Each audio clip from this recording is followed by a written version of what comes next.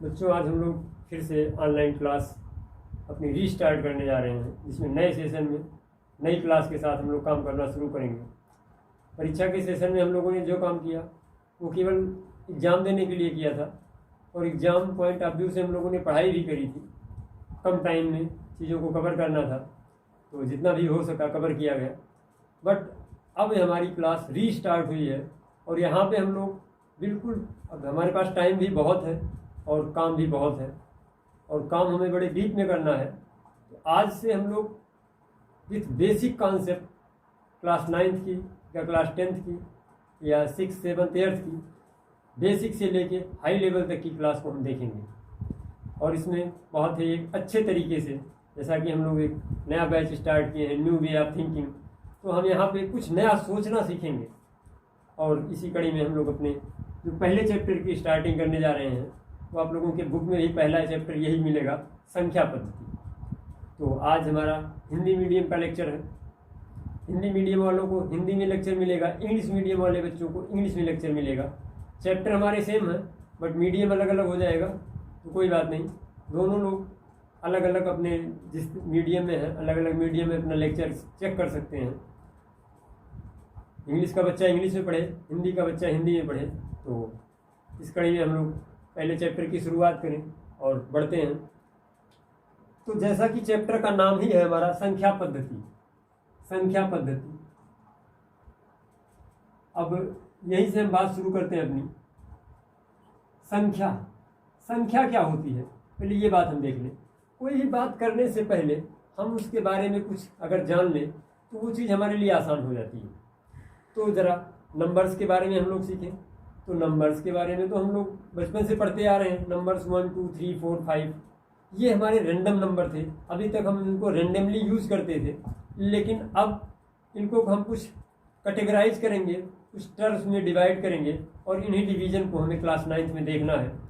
हम पिछले क्लासों में भी ये डिवीज़न देखते हुए आ रहे थे, लेकिन पिछले क्लासों में डिवीज़न हमने उतने केयरफुली नहीं पढ़ा था। लेकिन बेटा, अब चीज़ों को अगर हमें कुछ अच्छा करना है लाइफ में, तो हमें चीज़ों को बहुत ही सेंसिटिव तरीके से, बहुत ही सीरियस होके पढ़ना पड़ेगा। तो इस कड़ी में हम लोगों ने जो चैप्टर स्टार्ट किया, संख्या पद्धति, तो संख्या पद्धति में अब चीज़ों को रैंडम नहीं रहने देना।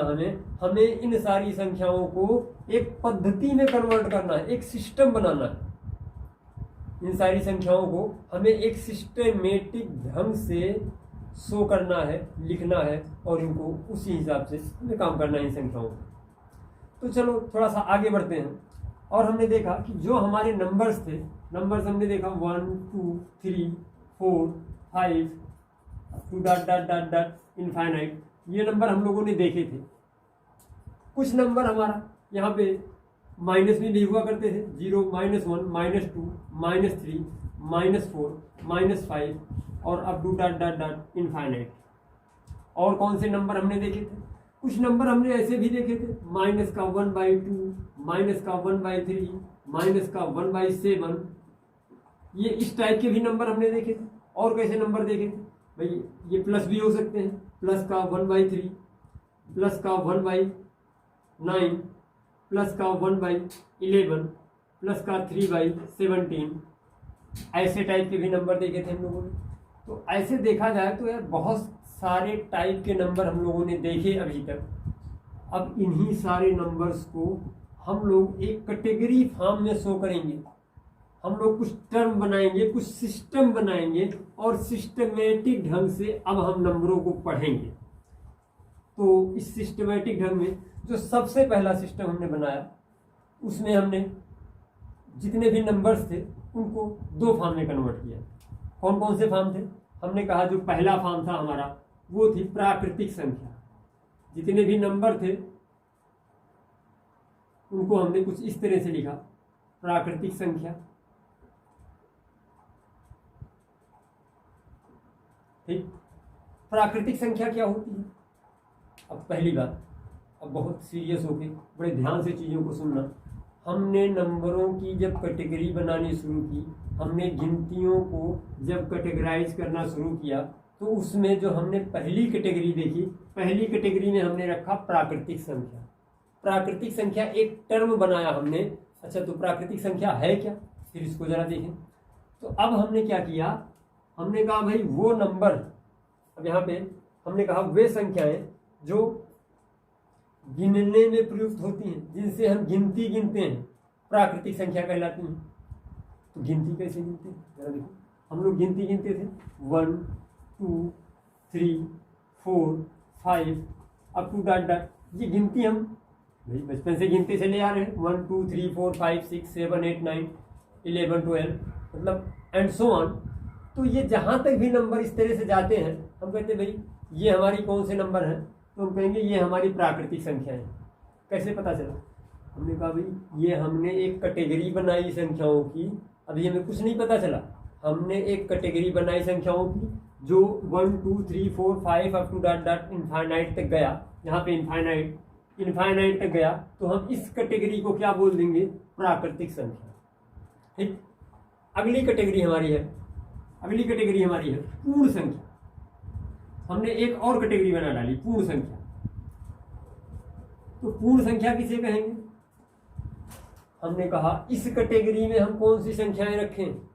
कोई ऊपर वाली कैटेगरी में तो हमने देखा 1 2 3 4 5 टाइप की संख्याएं होंगी, तो क्या इस कैटेगरी में -1 2 3 4 नहीं, हम इस कैटेगरी में भी यही सारे नंबर्स रखते हैं, लेकिन इस बार हमने एक नंबर को इंक्लूड किया इसमें, एक नंबर को और शामिल किया, 0 1 2 3 4 5 6 एंड सो ऑन इन्फिनिटी। मतलब कहीं तक भी चले जाओ तो ये नंबर हमारे कौन से नंबर कहलाएंगे, ये संख्याएं हमारी पूर्ण संख्याएं कहलाएंगी।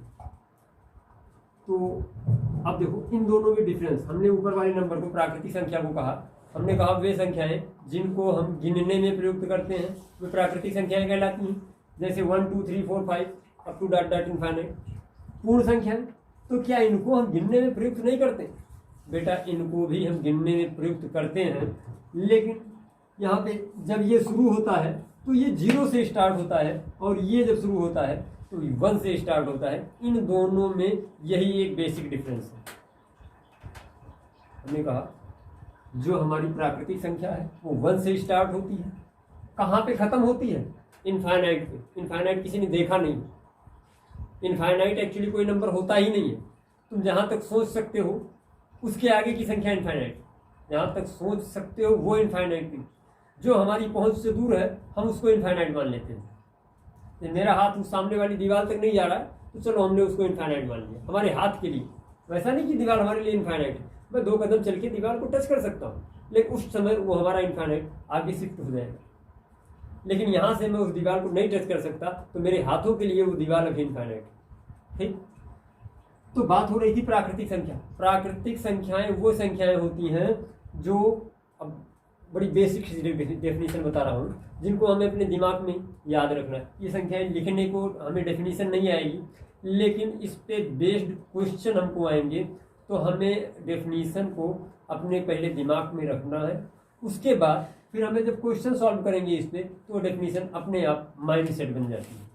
तो पहले बातों को बड़े ध्यान से सुनना है, इसके बाद हमें उसे अपना माइंड सेट बनाना है, और उसके बाद भूलेगा तब भी, लेकिन उसके बाद जब हम उस पर बेस्ड क्वेश्चन करेंगे तो चीज़ें भूलने की टेंडेंसी धीरे धीरे कम हो जाएगी, और एक टाइम बाद वो हमारी परमानेंट मेमोरी में चली जाएगी जब हम उस पर खूब अच्छी प्रैक्टिस कर लेंगे। तो लिखने वाला काम, चूँकि मैथमेटिक्स है, लिखने वाला काम कम होगा। चीज़ों को बिल्कुल कॉपी किताब खोल के बैठ जाओ, हाथ में पेन और सामने पेपर होने चाहिए। जो चीज़ें ज़रूरी हों उसको नोट डाउन कर लो, बाकी बैठ के सुनो। मैं गारंटी देता हूँ कि 100% चीज़ें समझ में आएंगी, बस समझने का प्रयास करना तुम लोगों को। तो हमने देखा प्राकृतिक संख्या 1 2 3 4 5 हमने गिनने में प्रयुक्त करी। पूर्ण संख्या क्या है, पूर्ण संख्याएं भी गिनने में ही प्रयुक्त की जाती हैं, लेकिन ये संख्याएं स्टार्ट कहाँ से होती हैं, ये 0 से स्टार्ट होती हैं। बस पूर्ण संख्या और प्राकृतिक संख्या में यही एक डिफरेंस होता है। अब ये नंबर हम लोगों ने देख लिया। एक बात तुम लोगों को बताएं, हम एक बात कहें कि भाई जो पूर्ण संख्या होती है ना, पूर्ण संख्या, इसको हम ऐसे भी तो कह सकते हैं पूर्ण संख्या। जरा बात को समझना है यहाँ पे। पूर्ण संख्या ये बराबर हम कह सकते हैं, देखो ये नंबर और +0, तो यहाँ से ये वाला जो नंबर था, इसके आगे वाला, ये कौन सी संख्या थी? तो ये तो भाई प्राकृतिक संख्या थी, ये तो प्राकृतिक संख्या थी। उसमें हमने क्या किया? जीरो को ऐड कर दिया। तो हम ऐसा भी तो कह सकते हैं कि पूर्ण संख्या जो हमारी होती है ये इक्वल्स हो जाएगी जीरो प्लस प्राकृतिक संख्या। बिल्कुल सही, जो सुन रहे हो ये बिल्कुल सही है। यही बात मैं बताना चाह रहा हूं कि जो हमारी पूर्ण संख्या है, इस प्राकृतिक संख्या में जीरो को ऐड कर दो तो हमारी पूर्ण संख्या बन जाएगी। अब कोई अगर हमसे पूछ ले कि भाई किसी प्राकृतिक संख्या को पूर्ण संख्या में कैसे चेंज करोगे, कैसे बदलोगे किसी प्राकृतिक संख्या को पूर्ण संख्या में, तो हम कहेंगे भाई प्राकृतिक संख्या में हम शून्य जोड़ देंगे, जीरो ऐड कर देंगे, वो हमारी पूर्ण संख्या बन जाएगी। बड़ी बेसिक सी बात है। तो अब इन दोनों की डेफिनेशन भी हम लोगों ने देख ली और साथ ही साथ हमने इन दोनों संख्याओं के बारे में भी सीख लिया और इन दोनों का आपस का कन्वर्जन भी देख लिया। मतलब कि अगर प्राकृतिक संख्या में जीरो जोड़ दिया जाए तो हमारी पूर्ण संख्या निकल के आ जाएगी, और अगर पूर्ण संख्या में से जीरो को हटा दिया जाए तो हमारी प्राकृतिक संख्या हो जाएगी। तो अब हमें लगता है ये बात भूलनी चाहिए कि पूर्ण संख्या क्या होती है और प्राकृतिक संख्या क्या होती है।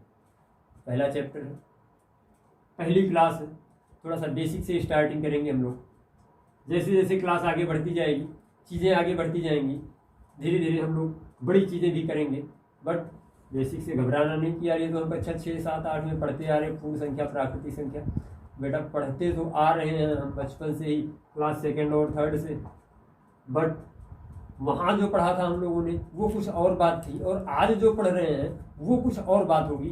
थोड़ा सा अभी 15-20 मिनट में लोगों को लगने लगेगा कि नहीं थोड़ा सा डिफरेंस है, वहाँ से चीज़ें अब यहाँ पे एक्सपेंड हुई हैं, बड़ी हुई हैं, इनका दायरा बढ़ा है। तो इस दायरे पे हमें बड़ा काम भी करना पड़ेगा, क्योंकि हमारी क्लास बढ़ी है तो दायरा बढ़ा है, तो दायरा बढ़ा है तो काम भी बढ़ेगा। तो बढ़ते हैं नेक्स्ट चीज़ की तरफ। तो हम लोगों ने देखा 2 टाइप की संख्याएं हमने बना ली, एक प्राकृतिक संख्या, दूसरी पूर्ण संख्या। तीसरी हम कहेंगे पूर्णांक। पूर्णांक क्या होता है? देखो जैसे कि शब्द से ही देखने में लग रहा है पूर्णांक, पूर्ण अंक, पूर्ण अंक। अब पूर्ण अंक का मतलब क्या होगा भाई? हमने कहा सभी पूर्ण संख्याएं प्राकृतिक संख्या या शून्य, प्राकृतिक संख्या प्लस शून्य सभी पूर्ण संख्या।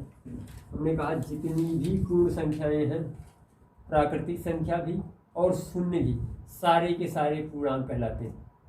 तो पूर्णांक कौन से नंबर होते हैं? पूर्णांक हमारे होते हैं प्राकृतिक संख्या,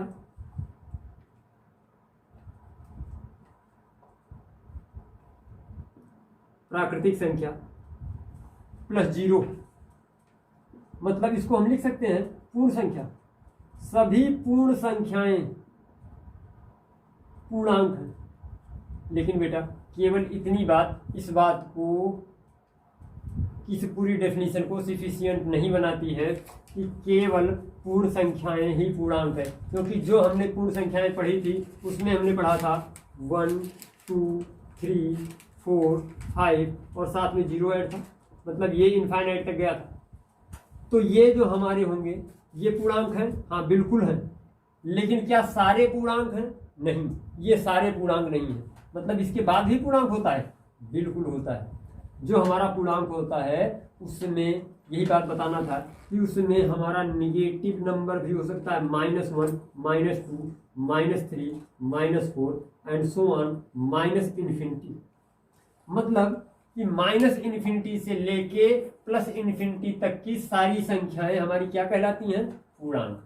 तो पूर्णांक की डेफिनेशन हमारी हो गई कि -इन्फिनिटी से +इन्फिनिटी तक की सारी संख्याएं हमारी पूर्णांक कहलाती हैं। ठीक, ये बात समझ में आ रही? पूर्णांक क्या हो गया? पूर्णांक का मतलब हो गया वो अंक पूर्ण हो, मतलब वो दशमलव या भिन्न ना हो, वो एक पूरी पूरी संख्या हो, 1 हो, 2 हो, 3 हो, -1 हो, -2 हो, -3 हो। वो संख्या क्या ना हो भाई? वो संख्या 1/2 ना हो, 2/5 ना हो, 3/9 ना हो। क्यों? क्योंकि ये संख्याएं पूर्णांक नहीं हैं। ये संख्याएं देखो किसी का अंश है, एक को दो भागों में बांटा जा रहा है, मतलब हमें यहाँ पे तोड़ना पड़ेगा, तोड़ना नहीं, हमें पूरी पूरी संख्या जो मिलती है वो पूर्णांक होती है। भाई 5 हाँ पूर्णांक है, -3 ये भी पूर्णांक है, लेकिन 1/2 नहीं, पूर्णांक नहीं। फिर क्या है, इसको बाद में देखेंगे क्या है, अभी आगे हम लोग पढ़ेंगे कि ये क्या है। तो अब यहाँ से हम लोगों ने 3 बातें सीखी। 3 बातें सीखी कौन कौन सी? हमने कहा प्राकृतिक संख्या, पूर्ण संख्या और पूर्णांक। पूर्णांक में हमने सीखा कि -∞ से +∞ तक की संख्याएं पूर्णांक कहलाती हैं। और एक बात और भी हमें यहीं पे सीखना है कि जो 1 से ∞ तक की संख्याएं होती हैं, इनको हम यहीं पे बता दे रहे हैं धन पूर्णांक बोलते हैं, धन पूर्णांक। अब धन पूर्णांक और ऋण पूर्णांक ये सारी बातें कक्षा 8 में पढ़ाई गई हैं कि धन संख्याएं होती क्या, ऋण संख्याएं क्या होती हैं। फिर भी हम लोग एक बार इसको रिवाइज कर रहे हैं। हमने कहा 1 से लेके इनफाइनाइट तक की संख्याओं को हम धन पूर्णांक बोलेंगे, और -∞ से लेके -1 तक की संख्याओं को हम ऋण पूर्णांक बोलेंगे। बात आती भाई फिर जीरो क्या है? जीरो क्या है? फिर जीरो हमारा पूर्णांक तो है, बात समझना। बात आती है कि जीरो धन पूर्णांक है या ऋण पूर्णांक? बिल्कुल नहीं, ना तो जीरो धन है और ना ही ऋण है। ये अपने अकेले मनमस्त आदमी है, ये अकेला अपने में काफी है। वो कहता है ना तो भाई हम धन है और ना ही हम ऋण है, हम जीरो हैं, हम उदासीन हैं। तो जीरो ना तो धनात्मक संख्या होती है और ना ही ऋणात्मक संख्या होती है। जीरो क्या होता है? फिर जीरो जीरो होता है, ठीक, वो उदासीन होता है। उसको ना तो माइनस से कोई फर्क पड़ रहा है और ना ही प्लस से कोई फर्क पड़ रहा है। जीरो बेटा, और एक बात और देख रहे हो कि जो जीरो है ये बॉर्डर है, ये बाउंड्री है किसकी? भाई यही सेपरेट करती है, यही अलग करती है धन और ऋण पूर्णांक को। जीरो के दाहिने हम जाते हैं, देखो जीरो के दाएं जाओगे धन पूर्णांक से मुलाकात होगी, और जीरो से बाएं जाओगे तो ऋण पूर्णांक से मुलाकात होगी। तो जीरो हमारा एक बाउंड्री है जो ना तो धन का है और ना ही ऋण का है, वो केवल और केवल अपने आप का है। जीरो के आगे की संख्याएं धन पूर्णांक और जीरो से पीछे की संख्याएं ऋण पूर्णांक। ये बात हमें समझ में आनी चाहिए। तो ऐसे रफली बस समझने के लिए थोड़ा सा पेपर पेन लेके बैठो, इसको नोट कर लो, रटना नहीं है हमें, इसको थोड़ा सा प्रैक्टिस में लाना है, अपने दिमाग में डालना है। अब हमें ये बात क्लियर हो जानी चाहिए कि संख्याएं में पूर्ण संख्याएं क्या होती हैं, प्राकृतिक संख्याएं क्या होती हैं, पूर्णांक क्या होता है, धन पूर्णांक क्या होता है, ऋण पूर्णांक क्या होता है। ये बातें हमें क्लियर हुई तो बढ़ते हैं हम लोग आगे। और अगली संख्या बेटा हम लोग सीखने जा रहे हैं परमेय संख्या, जिसकी हमें आगे बहुत बड़ी जरूरत पड़ने वाली है। परमेय संख्या, इस पर हमें बहुत सारा काम भी करना है और इसको बहुत अच्छे से सीखना है। परमेय संख्या क्या होती है, तो नेक्स्ट हेडिंग हमारी परमेय संख्या।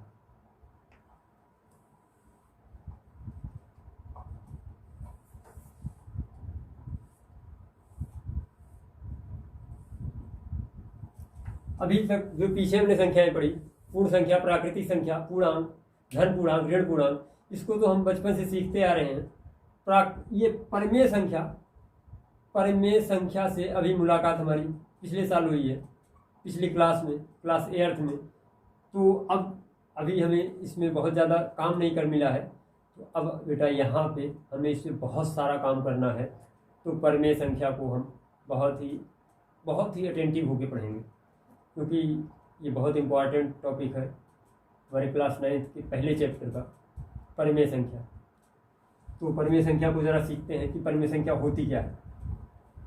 अब जो परमेय संख्या की परिभाषा है वो हमसे ये कहती है कि वे संख्याएं, बात समझना, वे संख्याएं जिनको P/Q के रूप में लिखा जा सकता है, P/Q के रूप में लिखा जा सकता है। और साथ ही साथ जहां P हमारा कोई पूर्णांक हो, साथ में Q भी हमारा कोई पूर्णांक हो, और एक बात और ही, Q is not equal to 0। तो बड़े ध्यान से सुनना, अभी सारी बातें क्लियर हो जाएंगी। हमने कहा कि भाई परमेय संख्या क्या होती है, तो परमेय संख्या की जो परिभाषा होती है वो हमको ये बताती है कि वे संख्याएं जिनको हम p/q के रूप में लिख पाए परमेय संख्या कहलाती है। जहाँ पे p हमारा कोई पूर्णांक होता है, साथ ही साथ q भी हमारा कोई पूर्णांक होता है। अब पूर्णांक की बात हमने करी, पूर्णांक अभी पीछे हमने देखा कि पूर्णांक तो यार माइनस भी हो सकता है, प्लस भी हो सकता है। पूर्णांक तो कहाँ से कहाँ तक, -∞ से +∞ तक कोई भी नंबर हो सकता है। ऐसे यहाँ पे भी -∞ से +∞ तक, मतलब -अनंत से +अनंत तक के बीच की कोई भी संख्या। लेकिन p तो कोई भी संख्या हो सकती है, लेकिन q में एक शर्त है कि q हमारा 0 नहीं होना चाहिए। और साथ ही साथ एक बात और भी है कि जो p और q है, p और q, ये बहुत ही कंफ्यूजिंग टर्म लिखने जा रहा हूं मैं, सहअभाज्य। इसमें बच्चे बड़ा कंफ्यूज होते हैं कि सर ये क्या होता है सहअभाज्य। ये दोनों संख्याएं सहअभाज्य होनी चाहिए। अब थोड़ा सा सहअभाज्य की कहानी समझ लो। हमने कहा p और q सहअभाज्य होनी चाहिए। सहअभाज्य का क्या मतलब होता है? सहअभाज्य का मतलब, जैसे मान लो कि हम एक एग्जाम्पल के थ्रू बात करें, हमने कहा 2 और 3, क्या ये दोनों नंबर सहअभाज्य हैं? तो हम कहेंगे कि यार एक के अलावा अगर कोई नंबर इन दोनों संख्याओं को एक साथ कैंसिल नहीं कर पा रहा है, या ये दोनों नंबर किसी एक संख्या से कैंसिल आउट नहीं हो रहे हैं, तो ये सहअभाज्य संख्याएं हैं। तो देखो हमारा 2 1 से कटेगा, 3 भी 1 से कटेगा। हमने क्या कहा, एक के अलावा 2 किससे कटेगा? 2 से कटेगा। लेकिन क्या 3 2 से कटेगा? नहीं। तो हाँ, ये दोनों संख्याएं हमारी सहअभाज्य संख्याएं हो गई। सहअभाज्य में बच्चों को बड़ी कंफ्यूजन होती है कि सर ये बात समझ में नहीं आती, सहअभाज्य अभाज्य तो समझ में आता है, ये भाज्य संख्याएं जो किसी से कटे ना, वो अभाज्य संख्याएं कहलाती हैं, एक और खुद के अलावा। लेकिन सहअभाज्य में 2 संख्याएं होती हैं। बात समझना, अभाज्य संख्याएं वो होती है जो किसी दूसरी संख्या से ना कटे, अभाज्य संख्या अकेली होती है। सहअभाज्य का मतलब हो गया कि दोनों संख्याएं अभाज्य हों। दोनों संख्याएं अभाज्य हों जरूरी नहीं, दोनों संख्याएं अभाज्य हों ये जरूरी नहीं है। बस ये जरूरी है कि दोनों संख्याएं एक नंबर से ना कैंसिल हों। जैसे एक नंबर हमारा हो गया 5 और दूसरा नंबर हो गया 6, तो क्या ये दोनों सहअभाज्य हैं? तो हमने देखा भाई ये 5 और 6, ये दोनों नंबर किसी एक नंबर से कैंसिल नहीं हो रहे थे। जैसे कि हमने देखा 5 केवल किस नंबर से कट रहा था? 5 से। लेकिन 6 2 से कट रहा था। तो ये तो अभाज्य संख्या नहीं है, ये तो कोई भाज्य संख्या है, लेकिन ये दोनों संख्याएं आपस में सहअभाज्य हैं।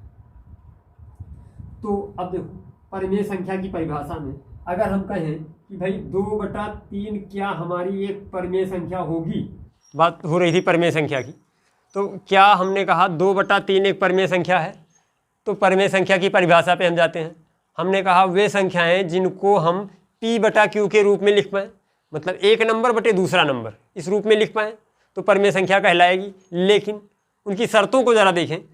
ये हमारा कोई पूर्णांक होना चाहिए, तो क्या 2 हमारा कोई पूर्णांक है? हाँ बिल्कुल है। 3 हमारा कोई पूर्णांक है? हाँ ये भी है। लेकिन क्या ये दोनों और एक बात और, q की वैल्यू 0 नहीं होनी चाहिए, मतलब जो हमारा हर है वो 0 नहीं होना चाहिए। तो 3 तो भाई 0 नहीं है, ये भी कंडीशन पूरी हो गई, ये भी शर्त कंप्लीट है। एक शर्त और बच गई, क्या p और q सहअभाज्य होनी चाहिए, मतलब p और q दोनों किसी एक नंबर से विभाजित नहीं होनी चाहिए। तो देखो यहाँ पे 2 और 3 क्या किसी एक नंबर से विभाजित है? नहीं। तो ये हमारी 2/3 संख्या ये परिमेय संख्या हो गई, ये एक परिमेय संख्या हो गई।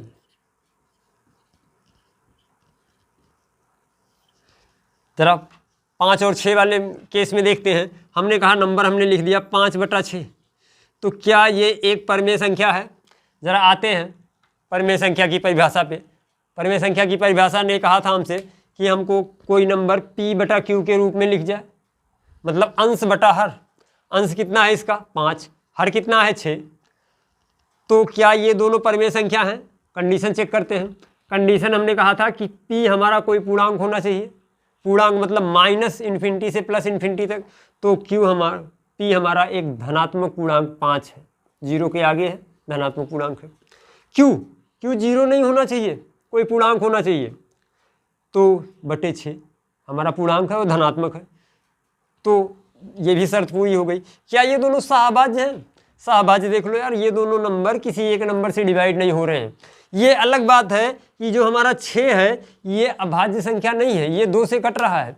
लेकिन अगर 2 से ये कट रहा है, 2 से 5 नहीं कट रहा है, तो इस पर कोई फर्क नहीं पड़ता, ये दोनों नंबर सहअभाज्य हैं।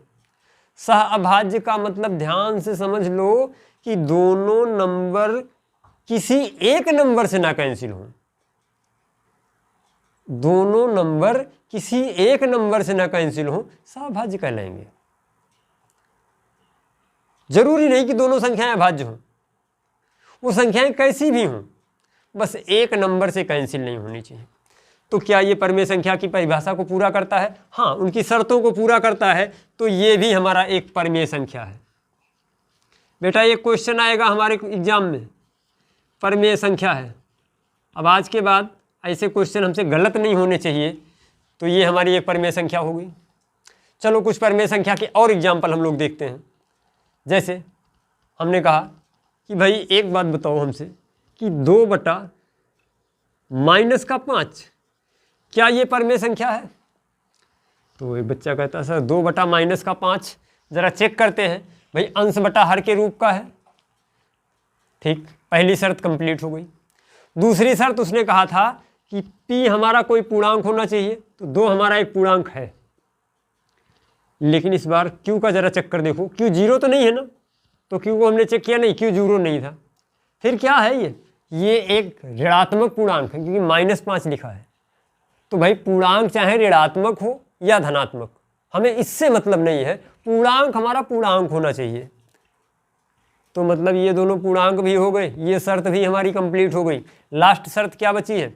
लास्ट शर्त ये हमारा बचा है कि p और q सहअभाज्य होना चाहिए। क्या ये सहअभाज्य है? हाँ हैं, क्योंकि ये दोनों नंबर किसी एक नंबर से डिवाइड नहीं हो रहे हैं, तो ये भी हमारी एक परिमेय संख्या है। ठीक, एग्जाम्पल में ये तुम्हारे एग्जाम में एक नंबर का क्वेश्चन आता है कि बताइए निम्नलिखित में से कौन सी संख्या परिमेय संख्या है या निम्नलिखित में से कौन सी संख्या परिमेय संख्या नहीं है। तो परिमेय संख्या है या नहीं है, इस बात को जानने के लिए बस हमें इतनी सी जानकारी होनी चाहिए कि जिन संख्याओं को p बटा q के रूप में लिख पाओ और q की वैल्यू 0 ना हो।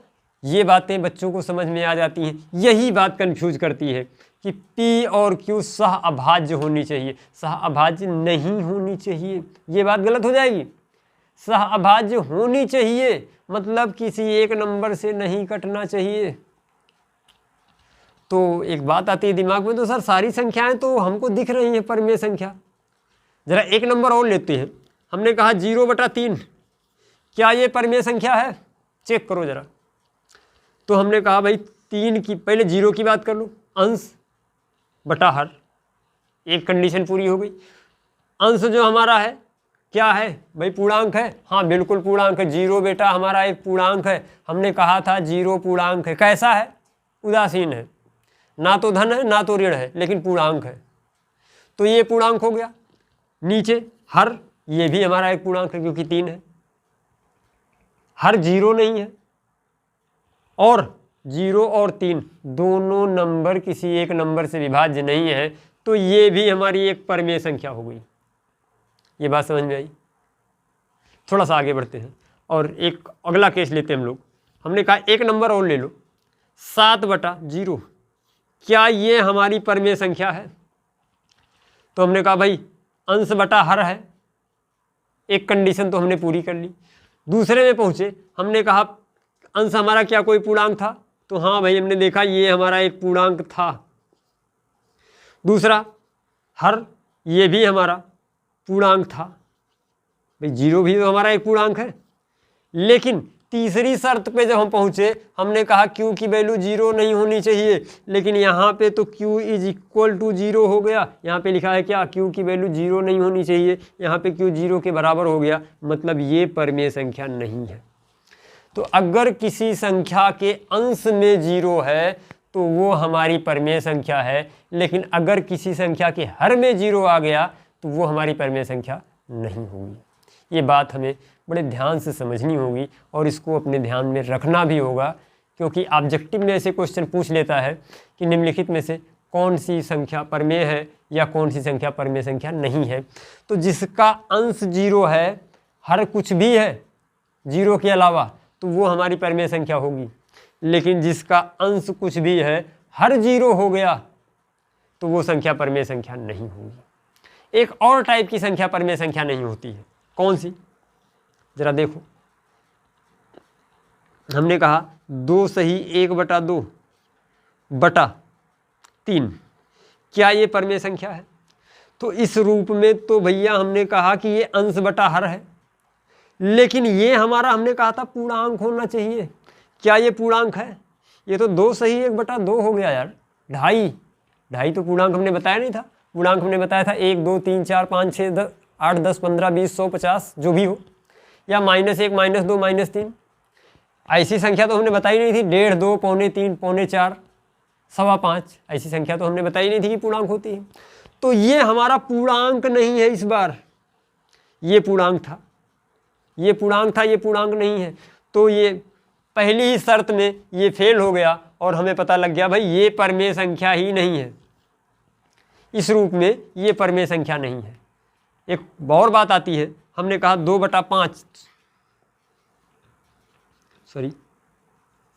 2/5.3, क्या ये परमेय संख्या है? तो इस रूप में तो ये परमेय संख्या नहीं है। इसको साफ साफ लिख देना कि ये परमेय संख्या नहीं है। क्यों नहीं है? क्योंकि अब तक तो यार परमेय संख्या की शर्तें हमें याद हो जानी चाहिए कि भाई 2 तो हमारा एक पूर्णांक है, लेकिन 5.3 हमारा एक पूर्णांक नहीं है, इसलिए ये संख्या हमारी एक परमेय संख्या नहीं है। चलो बढ़ते हैं आगे हम लोग और थोड़ा सा और कुछ सीखते हैं इसमें। तो अब हमें लगता है यार परमेय संख्या क्लियर हो जानी चाहिए। अब परमेय संख्या में हमसे गलती नहीं होनी चाहिए। ये अगर हमारे एग्जाम में पूछ लिया जाए 1 नंबर ऑब्जेक्टिव में कि भाई निम्नलिखित में से कौन सी संख्या परमेय संख्या है या निम्नलिखित में से कौन सी संख्या परमेय संख्या नहीं है, तो ऐसे केस में अब हम इन कंडीशन को याद कर लेंगे कि संख्या को अंश बटा हर के रूप में लिखेंगे, जहाँ अंश भी हमारा एक पूर्णांक होगा, हर भी हमारा एक पूर्णांक होगा, हर की वैल्यू 0 नहीं होगी और साथ ही साथ सहअभाज्य होनी चाहिए। एक एग्जाम्पल और देखेंगे हम लोग और उसमें देखेंगे कि कैसे सहअभाज्य नहीं होती है। ज़रा इसको हम इरेज कर रहे हैं क्योंकि बोर्ड पे जगह ख़त्म हो गई है। तो यहाँ पे देखते हैं कौन सी संख्या हमारी परमेय संख्या और नहीं हो सकती है, इस बात को हम ज़रा आगे देखेंगे। एक टाइप की संख्या और हमको मिलेगी, जैसे मान लो कि हमारे पास एक नंबर था 8/64, तो क्या ये परमेय संख्या है? बेटा देखो, ये हमारी पहली शर्त तो पूरी कर रहा है, ये पूर्णांक है और ये भी पूर्णांक है, पहली शर्त पूरी हो गई। और इसकी वैल्यू जो हर की वैल्यू है ये 0 के बराबर भी नहीं है, ये भी बात पूरी हो गई। लेकिन तीसरी शर्त आके फंस गई। तीसरी शर्त में उसने कहा था P और Q सहअभाज्य होनी चाहिए, लेकिन ये तो सहअभाज्य नहीं है, तो फिर क्या ये परमेय संख्या नहीं होगी? बिल्कुल ये हमारी परमेय संख्या नहीं है, बिल्कुल ये हमारी परमेय संख्या नहीं है। इस बात का ध्यान रखना कि ये हमारी परमेय संख्या नहीं है। इसका एक अलग वर्जन हम लोग आगे देखेंगे, वो परमेय संख्या में बनाएंगे उसको, लेकिन अभी इस रूप में ये परमेय संख्या नहीं है। तो परमेय संख्या को हम लोगों ने सीखा, परमेय संख्या इससे ज़्यादा नहीं है। बाकी परमेय संख्या पे हम लोग कुछ आगे काम करेंगे, चीज़ों को कैसे परमेय संख्या में कन्वर्ट करते हैं, ये सब बातें देखेंगे। बट परमेय संख्या की जो डेफिनीशन थी और किस प्रकार की संख्याएं परमेय संख्या कही जाएंगी, किस प्रकार की संख्याएं परमेय संख्या नहीं कही जाएंगी, इस बात को हमने सीख लिया। कुछ बातें करेंगे बेटा हम लोग परमेय संख्या पे और आगे। ये पॉइंट हमें याद होने चाहिए, ये पॉइंट हमें समझने पड़ेंगे। तो थोड़ा सा हम पॉइंट वाइज इसको डिस्कस करेंगे। हम नोट करके एक कुछ लिखने जा रहे हैं पॉइंट। ये नोट वाले पॉइंट हमारे लिए बड़े ही इम्पॉर्टेंट है नोट का पहला पॉइंट है, कह रहे हैं प्रत्येक प्राकृतिक संख्या एक पूर्ण संख्या होती है। तो ये बात पीछे हम लोगों ने देखी है कि जो हमारी प्राकृतिक संख्या होती है वो एक पूर्ण संख्या ही होती है। कह रहे प्रत्येक प्राकृतिक संख्या एक पूर्ण संख्या होती। कैसे पता चला, जरा इस बात को हम एक्सप्लेन करेंगे। हमने कहा था भाई जो पूर्ण संख्या होती है, पूर्ण संख्या क्या होती है? पूर्ण संख्या हमने कहा था 0, 1, 2, 3, 4, 5 up to dot dot dot infinite. और फिर से प्राकृतिक संख्या क्या होती है? प्राकृतिक संख्या तो वो क्या होती है? हमने कहा था 1, 2, 3, 4, 5 up to dot dot dot dot infinite. तो एक बात देखना, हमने पहला पॉइंट कहा कि प्रत्येक प्राकृतिक संख्या एक पूर्ण संख्या होती है। जरा चेक करो क्या ये बात सही है? प्राकृतिक संख्या की कोई भी संख्या उठा लो, हमने कहा भाई 5 उठा लो, तो 5 एक प्राकृतिक संख्या है, तो क्या ये पूर्ण संख्या भी है? हमने कहा हाँ यार 5 तो हमारी एक पूर्ण संख्या भी है। क्यों? क्योंकि पूर्ण संख्या के घर में भी 5 मिलता है। अच्छा 1 उठा लो, 1 को उठाया, हमने कहा भाई ये तो प्राकृतिक संख्या है, क्या ये भी पूर्ण संख्या के घर में मिलती है? तो हमने चेक किया सर उठा के, तो देखा हाँ यार ये तो एक हमारा पूर्ण संख्या के भी घर में थी। इस तरह से हमने सारे नंबर्स को चेक किया, जितने नंबर हमने जानते थे। तो हमने कहा भाई जैसे ही नंबर हमने प्राकृतिक संख्या के पास से उठाया, प्राकृतिक संख्या के घर से उठाया, और हमने सर उठा के ऊपर देखा तो वो नंबर पूर्ण संख्या के भी घर में मिलता था। तो इसीलिए हमने कहा कि प्रत्येक प्राकृतिक संख्या एक पूर्ण संख्या होती है, और इसीलिए हमने लिखा भी था कि जो पूर्ण संख्या होती है ये 0 प्लस प्राकृतिक संख्या होती है। 0 भाई इसके बाद का जो नंबर है ये वही हमारा प्राकृतिक नंबर है। तो प्राकृतिक संख्या प्लस 0 ही पूर्ण संख्या है, तो क्या कभी प्राकृतिक संख्या पूर्ण संख्या से अलग हो सकती है? नहीं, क्योंकि प्राकृतिक संख्या पूर्ण संख्या के ही परिवार का एक सदस्य है। तो फिर बात आती है फिर दोनों अलग अलग क्यों हैं? भाई अगर प्राकृतिक संख्या में हम 0 को ऐड कर दें, मतलब जो पूर्ण संख्या का परिवार है ये 2 प्रकार की संख्याओं से मिलकर बना है। कौन कौन सी? एक प्राकृतिक संख्या और दूसरा 0। तो 0 और प्राकृतिक संख्या को जब ऐड कर देते हैं तो इस परिवार को हम बोल देते हैं पूर्ण संख्या, और जब 0 को हटा लेते हैं तो इस पूरे परिवार को हम बोल देते हैं प्राकृतिक संख्या। तो ये बात हमें ध्यान रख देना है। ये बात हमारे क्वेश्चन में ये भी बात पूछी जाती है कि निम्नलिखित में से कौन सा कथन सत्य है? प्रत्येक प्राकृतिक संख्या एक पूर्ण संख्या है। तो बात आती है प्राकृतिक संख्या, थोड़ा सा दिमाग हम लगाते हैं यार, प्राकृतिक संख्या वही नंबर जो 1 से शुरू होता था, हाँ, और पूर्ण संख्या वही नंबर जो 0 से शुरू होता था। पूर्ण का मतलब सारी का मतलब 0 से स्टार्ट हो। तो बिल्कुल सही, क्योंकि प्राकृतिक संख्या और पूर्ण संख्या 0 प्लस प्राकृतिक संख्या होती थी। तो भाई ये तो उसका परिवार का सदस्य है ही, प्लस 0 ऐड कर दिया, तो इसमें तो ये वाला इंक्लूडेड ही है, क्योंकि ये पूरा परिवार ही इसके घर का है, इसी के घर का परिवार है ये। इसका परिवार थोड़ा सा बड़ा है, इसके घर में एक सदस्य और है 0 भी। तो अब हमें ध्यान रखना है कि जो पूर्ण संख्या होती है वो प्राकृतिक संख्या प्लस 0 के बराबर होती है, इसलिए प्रत्येक प्राकृतिक संख्या एक पूर्ण संख्या होती है। लेकिन साथ में हमें एक सावधानी भी याद रखनी है, क्या प्रत्येक पूर्ण संख्या एक प्राकृतिक संख्या होती है? तो जरा चेक करते हैं इस बात को। प्रत्येक पूर्ण संख्या, क्या सारी पूर्ण संख्याएं प्राकृतिक संख्या में मिलती हैं? जरा चेक कर लेते हैं। हमने कहा 2 एक पूर्ण संख्या है, क्या प्राकृतिक संख्या भी है? जरा प्राकृतिक संख्या लिस्ट में आओ। हमने कहा 2, हाँ यार है। तो मतलब 2 हमारी पूर्ण में भी है, प्राकृतिक में भी है। ऐसे हमने 4 को चेक किया, 4 हमारी पूर्ण संख्या थी, क्या प्राकृतिक संख्या भी है? चेक कर रहे हैं। तो जब हम प्राकृतिक संख्या की लिस्ट में आए तो हमने देखा हाँ 4 तो यहाँ पे भी है। हमें कुछ शक होने लगा, या लग रहा है कि सारी पूर्ण संख्याएं प्राकृतिक संख्याएं भी हो रही हैं, क्योंकि हमने जितने नंबर अभी तक चेक किए उसमें तो हमने पूर्ण संख्या के घर से उठाया और हमने चेक किया तो पता लगा प्राकृतिक संख्या के भी घर में है। तो दोनों तो सेम मिल गए, लेकिन थोड़ी ही देर बाद हमारी निगाह गई इस वाले नंबर पे, 0 पे निगाह गई। हमने 0 को देखा, ये तो पूर्ण संख्या के घर का था। अब हम कह रहे हैं यार 0 प्राकृतिक संख्या के भी घर में है, हमने बहुत खोजा लेकिन 0 प्राकृतिक संख्या के घर में नहीं मिला। तब हमें पता चला नहीं यार ये तो दोनों अलग अलग बातें हो गई। मतलब एक ऐसा सदस्य पूर्ण संख्या के घर में है जो प्राकृतिक संख्या के घर में नहीं है, और वो कौन सा सदस्य है? 0। तो इसीलिए जब कभी हमसे ये बात कह दी जाए कि प्रत्येक पूर्ण संख्या एक प्राकृतिक संख्या है, नहीं, प्रत्येक नहीं है। क्यों? क्योंकि 0 नहीं है। प्रत्येक का मतलब हर कोई, 0 को छोड़ के अगर बात करी जाए तो हाँ बाकी सारे हैं, लेकिन 0 नहीं है। इसलिए जब ये बात आती है कि प्रत्येक पूर्ण संख्या एक प्राकृतिक संख्या है तो ये बात गलत हो जाती है। प्रत्येक नहीं है, प्रत्येक प्राकृतिक संख्या एक पूर्ण संख्या है, ये बात सही है, लेकिन प्रत्येक पूर्ण संख्या एक प्राकृतिक संख्या है, ये बात गलत है। ठीक, अब बहुत सारी बातें इस पर बता दी, अब इससे ज़्यादा नहीं, कंफ्यूज होने लगोगे तुम लोग। नेक्स्ट जो हमारा आता है, 0 एक पूर्ण संख्या है परंतु प्राकृतिक संख्या नहीं है। ये बात हमें ध्यान रखना है। 0 हमारी एक पूर्ण संख्या है क्योंकि ये पूर्ण संख्या के परिवार का है, लेकिन प्राकृतिक संख्या नहीं, क्योंकि प्राकृतिक संख्या में के परिवार में नहीं है ये। दूसरी बात, नोट का 1 नंबर पॉइंट, नोट का 2 नंबर पॉइंट।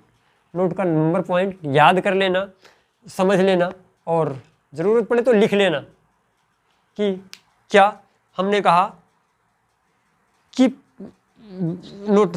बात नंबर 2, 0 एक पूर्ण संख्या है, 0 एक पूर्ण संख्या है परंतु प्राकृतिक संख्या नहीं है। ये थ्योरेटिकल क्वेश्चन आते हैं बेटा हम लोगों के ऑब्जेक्टिव में कि 0 कैसी संख्या है? 0 एक पूर्ण संख्या है लेकिन प्राकृतिक संख्या नहीं है। बात नंबर 3 क्या है? बात नंबर 3 हमसे ये कहता है कि प्रत्येक प्राकृतिक व पूर्ण संख्या एक पूर्णांक होते हैं। हम लोगों ने पूर्णांक की लिस्ट में देखा था, पूर्णांक में क्या था भाई? पूर्णांक में हम लोगों ने देखा था कि -1, -2, -3, -4, -5 अप टू -∞। ऐसे ही 1 + 1 + 2 + 3 + 4 .. और प्लस एक नंबर और भी था यहाँ पे 0। तो ये तीनों प्रकार की संख्याएं मिलके हमारे पूर्णांक कहलाए थे। तो अब वहाँ पे यही बात हमसे कह रहा है कि प्रत्येक प्राकृतिक संख्या, पूर्ण संख्या व 0 मिलके क्या बनाते हैं? अरे प्रत्येक प्राकृतिक व पूर्ण संख्या एक पूर्णांक होते हैं। बिल्कुल सही है यार, प्राकृतिक संख्या और पूर्ण संख्या मिलके पूर्णांक बनाते हैं। इनके अलावा भी नंबर्स होते हैं, प्राकृतिक संख्या और पूर्ण संख्या के अलावा भी नंबर होते हैं पूर्णांक में। वो कौन से नंबर होते हैं? वो नंबर तो यही होते हैं, निगेटिव साइन के साथ होते हैं। तो प्राकृतिक संख्या और पूर्ण संख्या ये दोनों पूर्णांक में होते हैं, इनके पॉजिटिव वर्जन भी और निगेटिव वर्जन भी। ठीक, तो ये बात भी हमें ध्यान रखनी है। अगला पॉइंट हमारा क्या है?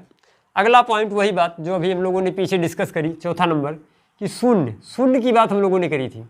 तो 0 ना तो धनात्मक पूर्णांक है और ना ही ऋणात्मक पूर्णांक है। ये बात मैं बोल रहा हूँ, अगर ज़रूरत पड़े तो नोट कर लेना अपनी कॉपी में कि 0 ना तो धनात्मक पूर्णांक है और ना ही ऋणात्मक पूर्णांक है। 0 कैसा पूर्णांक है? 0 भाई उदासीन पूर्णांक है। नेक्स्ट, कर प्रत्येक प्राकृतिक संख्या, पूर्ण संख्या तथा पूर्णांक एक परमेय संख्या होती है। परमेय संख्या की बात आई, परमेय संख्या की बात आई। उसने कहा प्रत्येक प्राकृतिक संख्या, पूर्ण संख्या व पूर्णांक एक परमेय संख्या होती है। इस बात को थोड़ा सा हम आगे डिस्कस कर रहे हैं। अगला पॉइंट जरा देख लेते हैं। हमने कहा 2 परमेय संख्याओं के मध्य अपरिमित परमेय संख्याएं होती हैं। ये तो हम अगले लेक्चर में देखेंगे। ये जो बात हमने लास्ट वाली बात करी है, इस बात को थोड़ा सा मैं एक्सप्लेन करूँगा क्योंकि ये बड़ी ही ज़रूरी बात है। जैसा कि अभी हम लोगों ने परमेय संख्या की परिभाषा में देखा था कि वे संख्याएं जिनको हम P/Q के रूप में लिख पाते, वे संख्याएं परमेय संख्याएं कहलाती थी। लेकिन केवल इतनी बात सफिशिएंट नहीं थी परमेय संख्या कहने के लिए कि संख्याओं को P/Q के रूप में लिख पाते। ये तो बचपन की बात थी यार, कक्षा 6, 7, 8 की बात थी कि जिन संख्याओं को हम P/Q के रूप में लिख पाते वे संख्याएँ हमारी परमेय संख्याएँ कहलाती थी। लेकिन अब क्लास 9th में पहुँच गए हो तो यहाँ पे चीज़ें कुछ बड़ी भई हैं, हमारा दायरा बढ़ा है, हमारा कद बढ़ा है, हमारी एज बढ़ी है, हमारी क्लास बढ़ी है, तो अब काम करने का क्राइटेरिया भी बढ़ेगा। तो अब केवल इतनी बात कहना सफिशिएंट नहीं होगा कि जिन संख्याओं को हम p बटा q के रूप में लिख पाएँ वो संख्याएं परमेय संख्याएं होती हैं। उसके साथ हमने शर्त बताई कि उन सारी शर्तों को ही फॉलो होना चाहिए। तो अब यहाँ पे बात करी थी कि प्रत्येक प्राकृतिक संख्या पूर्ण संख्या व पूर्णांक, ये तीनों ही कैसी संख्याएं होती हैं? परमेय संख्या होती हैं। कैसे? इस बात को जरा हम लोग यहाँ पे बहुत ही अच्छे से समझने की कोशिश करेंगे। देखो, प्राकृतिक संख्या, पहले हम बात करते हैं प्राकृतिक संख्या पे। प्राकृतिक संख्या पे जो हम लोगों ने बात करी तो हमने कहा था भाई प्राकृतिक संख्या क्या होती हैं? 1 2 3 4 5 up to dot dot dot infinite, ये हमारी प्राकृतिक संख्याएं थी। तो एक बात आती है, क्या ये परमेय संख्या है? तो परमेय संख्या की परिभाषा से हमने कहा भाई ये संख्याएं p बटा q के रूप में लिखी जा है और उसके बाद बाकी उनकी शर्तें फॉलो हों। तो यार ये नंबर तो हमने देखा कि यहाँ पे कोई नंबर एक पिकअप कर लो, हमने कहा 2 उठा लो, 2, तो 2 क्या हमारी एक परमेय संख्या है? तो ये तो यार p बटा q के रूप में नहीं है। बच्चा तो यही सोचेगा ना कि सर ये तो केवल और केवल एक नंबर है, इसमें अंश और हर कहाँ है? बेटा अब आज एक बात और समझ लो, और जैसा कि पहली क्लासों से जानते भी होंगे कि जब किसी संख्या का हर नहीं होता कोई नंबर, तो हम उस संख्या का हर क्या ले लेते हैं? 1 ले लेते हैं। जिस संख्या का कोई हर नहीं होता उसका हर हम 1 ले लेते हैं, जिसका कोई साथी नहीं उसका भगवान साथी। तो ये संख्याओं का जो भगवान होता है वो 1 होता है, इसका हर 1 ले लेते हैं। क्यों? क्योंकि भाई किसी नंबर को 1 से भाग दो या 1 से गुणा करो, इस नंबर पे कोई फ़र्क नहीं पड़ता है। अगर इस बात को ज़्यादा डिटेल में समझना हो तो क्लास 6 और 7 की वीडियो देख लेना, वहाँ पे संख्या में, तो वहाँ पे चीज़ें क्लियर होंगी ऐसा क्यों होता है। अब ये बात मैं यहाँ पढ़ा नहीं पाऊँगा क्योंकि तुम लोग अच्छा 6 7 8 तो पढ़ के आए हो ना क्लास 9 में। तो अब अगर नहीं पढ़ के आए हो तो पढ़ लो यार पीछे की वीडियो में, 6 7 8 की वीडियो में जाके चेक कर लो, वहाँ पे ये बातें बड़ी डिटेल में बताई गई हैं। हालांकि उसमें मत जाओ, अब यहाँ से आज सीखना शुरू करो कि भाई किसी नंबर के हर में अगर 1 लिख दिया जाए या किसी कोई नंबर लिखा है उसका बटा 1 कर दिया जाए, कोई पूर्ण संख्या लिखी हो या पूर्णांक लिखा हो उसका बटा 1 कर दिया जाए, तो उस संख्या के मान में कोई परिवर्तन नहीं होगा। 2 में हमने 1 का भाग कर दिया, 2 ही रहेगा। तो अब हमने 2 को क्या बना दिया? इसको p बना दिया और इसको q बना दिया। तो क्या ये परमेय संख्या हो गई? नहीं, परमेय संख्या नहीं हुई। क्या हो गई? पहली शर्त फॉलो हो गई कि भाई p बटा q का रूप हो गया। अब दूसरी बात कहता है p कोई पूर्णांक होना चाहिए, तो क्या ये पूर्णांक है? हाँ, पूर्णांक है। 2 हमारा एक पूर्णांक है और q 1 भी हमारा एक पूर्णांक है। साथ ही साथ जो q की वैल्यू है ये 0 के बराबर नहीं है। और एक बात और, लास्ट और सबसे इम्पॉर्टेंट बात, p और q हमारी सहअभाज्य है। सहअभाज्य, ये बहुत क्वेश्चन पूछता है। सहअभाज्य, वो कहेगा निम्नलिखित में से कौन सी संख्याएं सहअभाज्य संख्याएं हैं। ये क्वेश्चन ज़्यादा पूछता है क्योंकि एग्जामिनर जानता है बच्चा यहाँ पे बहुत कंफ्यूज होता है कि सहअभाज्य क्या है। वो सोचता है यार वो संख्याएं जो किसी नंबर से ना कटे, सहअभाज्य। लेकिन जैसे हमने देखा था 5 और 6 में, ये दोनों भी सहअभाज्य हैं। तो सहअभाज्य की परिभाषा हम लोगों ने पीछे बड़े डिटेल में देखी। तो यहाँ पे हमने देखा कि भाई जो प्राकृतिक संख्या थी वो हमारी परमेय संख्या हो सकती है। 2 हो, 3 हो, 5 हो, 10 हो, 50 हो, कितनी भी बड़ी हो, बटा 1 कर दोगे, वो हमारी एक कैसी संख्या हो जाएगी? एक परमेय संख्या हो जाएगी। तो अब ये हमारी एक परमेय संख्या हो गई। चाहे अब पूर्ण संख्या, भाई पूर्ण संख्या को भी ऐसे ही ले लो, मतलब 0 है। अगर पूर्ण संख्या में एक ही नंबर तो आता था अलग से 0, तो 0 क्या हमारी एक परमेय संख्या है? हाँ, अगर 0 लिखा है तो बेटा 0 बिल्कुल एक परमेय संख्या है। कैसे? 0 बटा 1 और 0 बटा 1 ये हमारा एक पूर्णांक, और 1 भी हमारा एक पूर्णांक, और साथ ही साथ जो q की वैल्यू, ये हमारा p हो गया, ये q हो गया, q की वैल्यू 0 के बराबर नहीं है, और 0 और 1 हमारी सहअभाज्य है। तो इतनी बातें जब एक साथ फॉलो करवा पाओगे तब तो भाई ये बात परमेय संख्या की कर पाओगे। वरना अब केवल इतनी बात सफिशिएंट नहीं है कि जो नंबर p बटा q के रूप में लिख जाएं वो हमारी परमेय संख्या। गलत बात। बिल्कुल गलत बात और एग्जामिनर फंसा लेगा। वो इस वाली कंडीशन में ज़्यादा फंसाता है, इस वाली कंडीशन में ज़्यादा फंसाता है, और इसी वाली कंडीशन में बच्चे ज़्यादा फंसते भी हैं। उनको शाहबाज नहीं क्लियर होता है, बच्चे इंटर तक पहुंच जाते हैं, नहीं समझ पाते शाहबाज। बेटा ऐसी गलती मत करो यार, अगर पढ़ाई कर रहे हो तो ईमानदारी से पढ़ो, वरना मत पढ़ो। खैर बढ़ते हम लोग आगे। तो ये हमने बात देखी कि जो प्राकृतिक संख्या होती है, पूर्ण संख्या होती है, या एक बात कर लेते हैं पूर्णांक की। तो पूर्णांक भाई, प्राकृतिक संख्या भी तो पूर्णांक थी, पूर्ण संख्या भी तो पूर्णांक थी। लेकिन बच्चा कहेगा सर निगेटिव नहीं आया। बेटा लो, निगेटिव हमने लिख दिया -3। क्या ये एक परमेय संख्या है? ज़रा इसको हम p/q के रूप में लिखते हैं।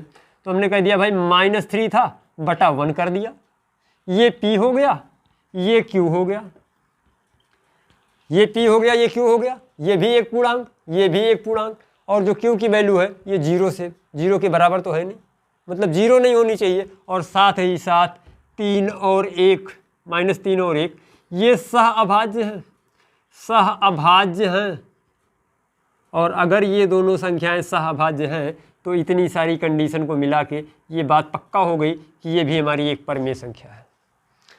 तो परमेय संख्या का दायरा बहुत बड़ा है, और हम लोगों ने देखा और सीखा भी। हमने कहा सारी की सारी संख्याएं, सारी की सारी संख्याएं, चाहे वो पूर्ण संख्या हो, चाहे प्राकृतिक संख्या हो, चाहे पूर्ण संख्या, चाहे प्राकृतिक संख्या, चाहे पूर्णांक, परमेय संख्या होती हैं अगर वो बाकी शर्तों को फॉलो करें। ये अगर लिखा है 5 तो 5 हमसे पूछ लिया क्या ये परमेय संख्या है? बेटा बिल्कुल है। कैसे है? हमने कहा भाई इसको हमने 5/1 लिख दिया, कोई गुनाह नहीं किया, क्योंकि किसी नंबर को 1 से भाग देने पे उस पर कोई फर्क नहीं पड़ता। तो इस 5/1 कहो या 5 कहो सेम बात है। अब ये हमारा अंश हो गया, ये हर हो गया, और बाकी शर्तें फॉलो करा लो, ये हमारी एक परमेय संख्या हो जाएगी। तो आज से हमें डायरेक्ट याद हो जाना चाहिए कि कोई भी नंबर लिखा हो, चाहे वो प्राकृतिक नंबर हो, चाहे वो पूर्ण नंबर हो, या हमारा कोई पूर्णांक हो, सारी की सारी संख्याएं कैसी होती हैं? परमेय संख्याएं होती हैं। बस उसके आगे वाली बात फॉलो होनी चाहिए, क्या? क्यू की वैल्यू 0 नहीं होनी चाहिए, और p और q सहअभाज्य होना चाहिए। अब उसको इतने से ज़्यादा अब डिटेल में नहीं जाया जा सकता। This is the last. तो इतनी बातें नोट कर लो और समझ लो, उसके बाद बढ़ते हैं हम लोग आगे।